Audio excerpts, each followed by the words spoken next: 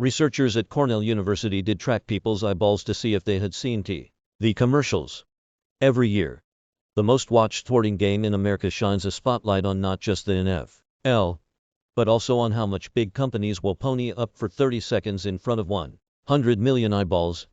Their advertising dollars might be justified because the Super Bowl is, well, the Super Bowl of TV commercials. But what about the minor leaguers who didn't make the primetime slots? Those companies are paying for regular commercials, and they'd probably like to know how much bang they're getting for their buck. Unfortunately, a run-of-the-mill TV spot is getting a lot fewer eyeballs. Researchers at Cornell University would know they literally tracked those eyeballs in 155 households across 4 million TV ads over the course of a year. What did they find? Nearly a third of all commercials played to an empty room. And when the rooms weren't empty, viewers were doing everything they could to avoid actually watching the commercials. Strategies varied by age. Older viewers were more likely to switch to another channel, while Millennial and General Z viewers turned their eyeballs away from the television toward a different screen, checking phones, tablets, and laptops. Alternatively, they got up and left the room, which viewers in general were 4 times more likely to do than change the channel. However, those distinctions matter to the TV spot industry. Currently, prices for brand advertisements are gauged via the Nielsen measure, which logs whether a commercial gets splashed across a screen, but there's no way to know whether those commercials are making a splash with any potential viewers. In Nielsen numbers, a commercial broadcasting to an empty room is worth the same as one with a rapt audience of 40 people.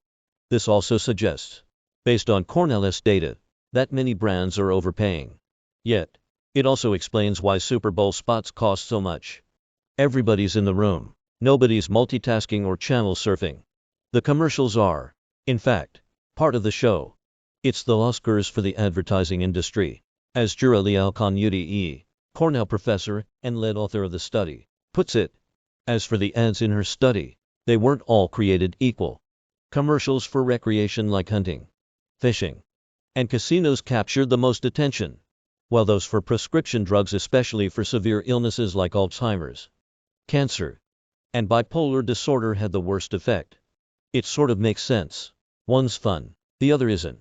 Liaukonyte's research was inspired to quantify whether the current industry standard is doing a good job predicting what advertisers care about. She said, but even if it's not, the team's methodology is far from a viable alternative. It involves extensive high-tech monitoring installed in willing participants' homes, which could track when human bodies, sets of heads, shoulders, and arms were present. Facial recognition algorithms, equipped with infrared sensors to see through low light, would then identify each viewer and determine if their eyes were open and watching the TV screen, based on head orientation.